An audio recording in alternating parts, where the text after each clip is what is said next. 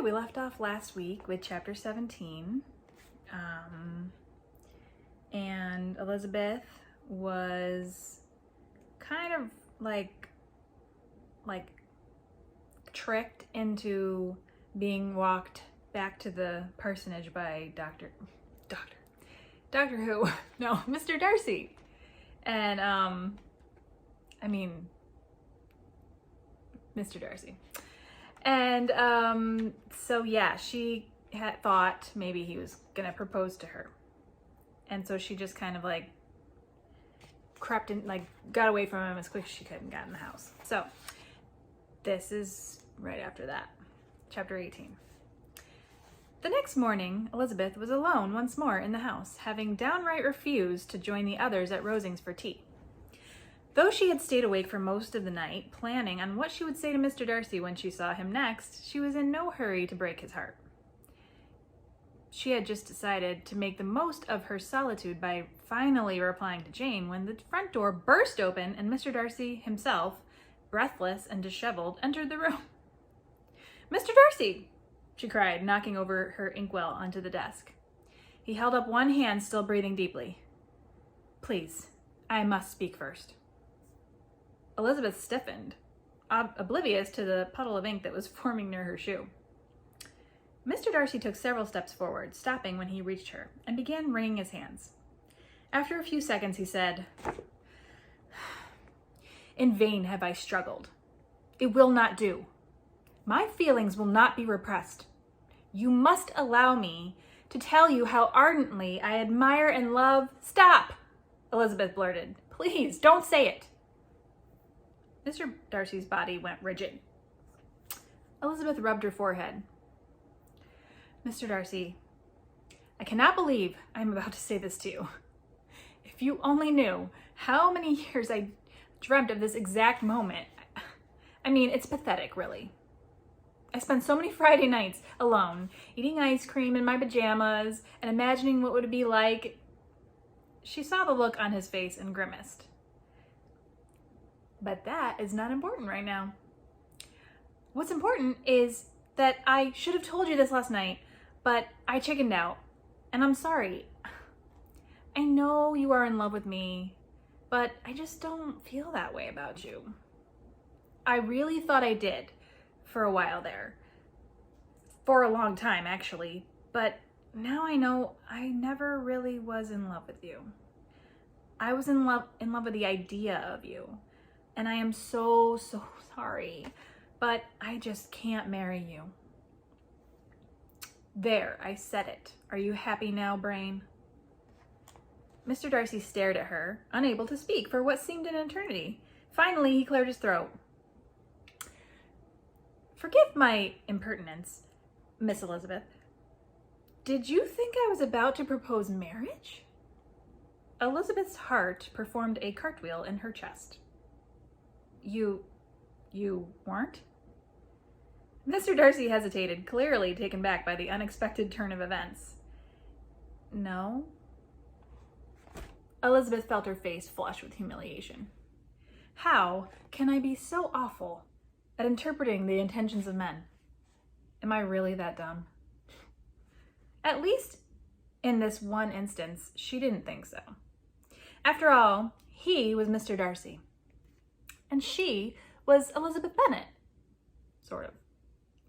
He had just begun, word for word, the proposal he gave her in the book.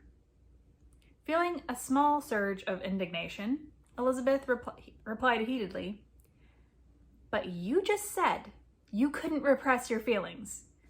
You were about to tell me how ardently you love and admire me. I'm Elizabeth Bennet, for crying out loud. What else would you be about to say to me?" She stuck out her bottom lip and knew she was pouting like a child, but she didn't care. How could she have gotten it so wrong? "You've gotten everything until now wrong. Why should this be any different? You didn't fall in love with him. Why should he fall in love with you?"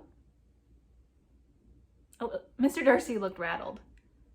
"You did not allow me to finish. I desired to confess that I ardently admire and love your sister, Jane." Elizabeth stared at him. Jane? She whispered. Mr. Darcy's face relaxed. Yes, I have been in love with her since the evening of the Meryton ball. I have never beheld a lady as divinely beautiful in all my life. I have done everything in my power to repress my feelings and deny them since that day. However, I fear I am losing my sanity for love of her. I desire nothing more than to apprise her of my affection. However, the damned constraints of propriety have kept me from it. That is, until Bingley recently persuaded me to disregard them. If I had been aware of her presence in London, I would have gone to her. However, Caroline must have suspected my inclination and, out of envy, kept the knowledge from me. I therefore came to Rosings upon hearing of your arrival at the parsonage, with the intention of confiding in you my feelings for her. I knew you above all others could give me hope. There were multiple occasions that I nearly confessed everything, yet my paralyzing fear of disappointment kept me from speaking the truth. Please forgive me if I made you believe my intentions were beyond that of an amicable nature. Truly, it was not my intention.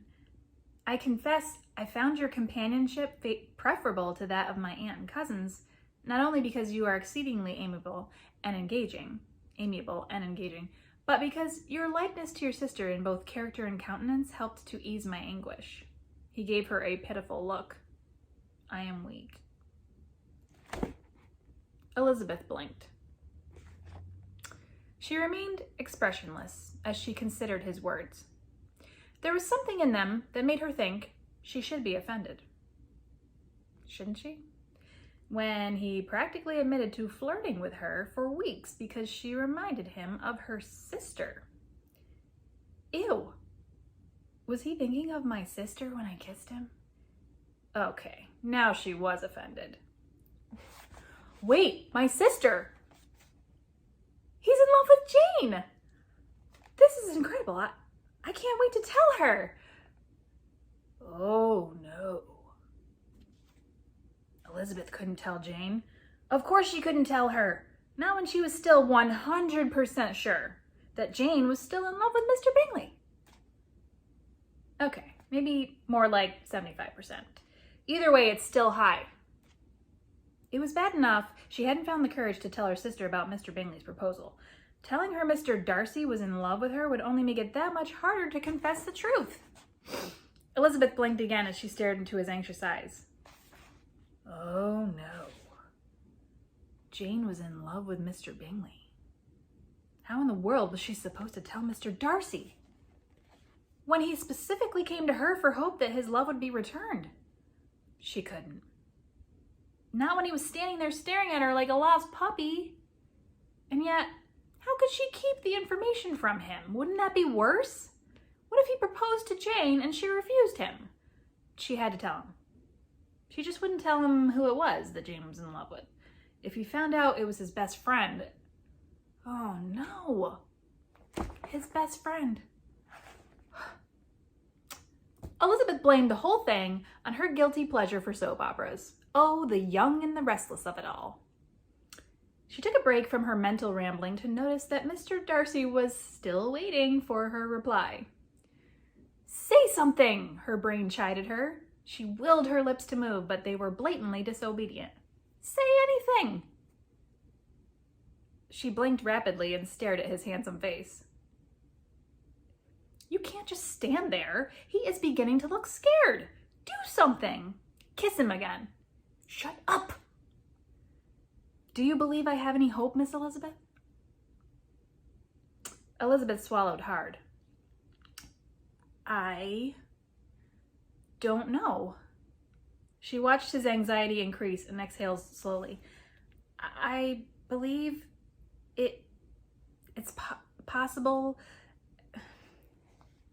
I think Jane might be in love with someone else.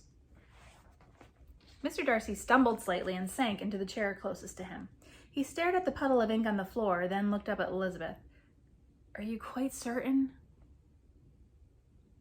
Elizabeth rapidly collected the pieces in her mind. She remembered Jane dancing with Mr. Bingley at the Meryton ball and the conversation they had that night. She thought of the week they spent at his home and how afterward Jane had told her he was a remarkable gentleman and she had gotten to know him while Elizabeth was ill.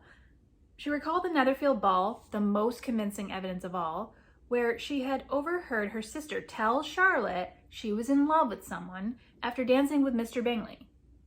Finally, she saw in her mind the expression on Jane's face when she read the letter from Caroline, and the depression she had sunk into once Mr. Bingley left Netherfield for London. "I am," Elizabeth whispered as tears began to cloud her vision. If she had allowed herself to hope, she was mistaken. She now knew there was little doubt of Jane's love for him. She watched a shadow cross his eyes, extinguishing the light and the last flicker of hope with it. The look was so reminiscent of the one Mr. Bingley gave her when Elizabeth told him she didn't love him that her knees grew weak and she collapsed into the chair opposite Mr. Darcy. She wiped her eyes and glanced over to see him bent over with his head in his hands. "I hate myself. Mr. Darcy, I am so sorry," she muttered as she leaned closer to him. Elizabeth thought she saw a tear fall from his face, but it was hard to tell. It could just as easily have been one of her own. They were coming so fast now. She watched as he exhaled deeply, placing his hands on both knees before standing slowly. He held his hand out to her, and she took it, standing to face him. He brought her hand to his mouth and brushed his lips against it. "Thank you, Miss Elizabeth, for your honesty." Mr. Darcy mumbled softly, "I know it must not have been easy for you." He gently released her hand and began to walk across the room. When he reached the door, he turned. This time, Elizabeth was sure he was crying. Mr. Darcy's cheeks glistened as he began softly. "I must confess, another motive for my visit was to speak on behalf of my good friend, whose wretchedness I could not identify with until this moment. You must know that I have never seen him in such utter despair. I previously told you that we were much engaged with activity while we were together in London. The truth of the matter is that he spent most of his time indoors, reading or sitting in silence. You have thoroughly bewitched him. That much is obvious. Forgive me for my impertinence. He informed me your reason for refusing him was because you do not love him. I have been highly observant on numerous occasions and must confess I never believed two people to be more besotted with one another than Charles and yourself. The look I beheld in your eyes whenever you were near him was as if no one and nothing else existed in this world. If you can honestly say that your attachment is not as great as his, I will say no more on the matter. However, I believe from the time I have spent in your company, your heart is entirely in his possession. I beg you, for his sake, allow whatever fears are keeping you from returning his love to dissipate, for they are completely unjustified. You are more than worthy of him, Miss Elizabeth." His eyes filled with fresh tears as he bowed. "I know not when we will meet again, so I will bid you farewell," he added sadly, opening the door and closing it behind him. Elizabeth stood immobilized, unable to even breathe. Her lungs cried out for air, and she gasped as she sank back into her chair. "He still loves me." The few seconds of elation she felt were erased by a mental image of Mr. Bingley sitting alone in a dark room. Mr. Darcy said he was in utter despair, and it was because of her. How could she have done this to him? When she refused him, she had been so caught up in her own emotions, she didn't even consider how it would affect him. How could she have been so selfish? "Because you love your sister," her brain answered. She had chosen Jane's happiness over Mr. Bingley's. But now it was time to come clean. Elizabeth had to tell her the truth about everything. She was leaving the next morning for London with Sir Lucas and Maria. They were picking up Jane at their aunt's house and then continuing to Longbourn. She would have to find the opportunity to speak to her before they left, as there would be none once they were back with their mother and sisters. Elizabeth fell asleep that night as soon as her head hit the pillow, for the first time since she had last seen Mr. Bingley, though her slumber was far from peaceful. His grief-stricken face haunted her dreams until the first rays of sun stretched across the horizon.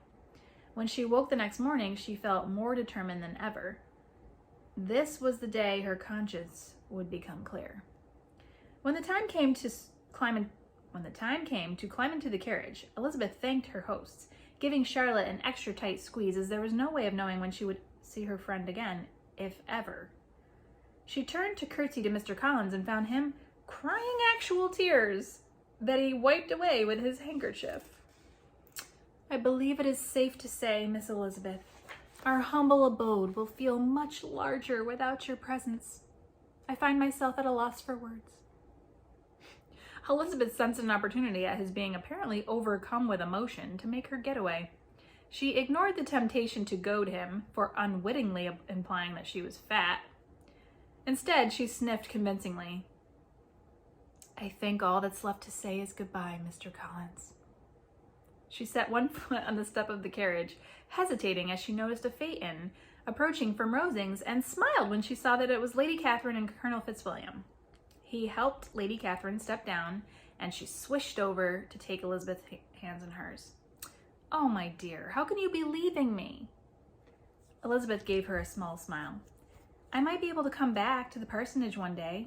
Until then, I will be sure to perfect my bluffing, so when I return to Rosings, we can slay Mr. Collins at whist. They both looked at Mr. Collins. He appeared utterly scandalized, and the two of them laughed. Lady Catherine wrapped her arms around Elizabeth and whispered in her ear, I so hoped you would become my niece. Alas, it was not meant to be. Elizabeth held her at arm's length and tilted her head. It would have been wonderful to be your niece, Lady Catherine. She released her and turned to face Colonel Fitzwilliam. You know, I think I might actually miss you, Colonel Fitzwilliam. Will you miss me or my delicious fried chicken? Elizabeth's smile faltered. What? Colonel Fitzwilliam gave her a wolfish grin. Any hope for a farewell kiss? I tell you what, Colonel Fitzwilliam, the next time I see you, the very first thing I will do is kiss you. She smiled as he gawked at her, dumbfounded. Then she climbed into the carriage. It was midday when they reached Gracechurch Street. Jane came running out to meet them with a huge smile. Elizabeth threw her arms around her sister, then gave her a straight face. Jane, we need to talk.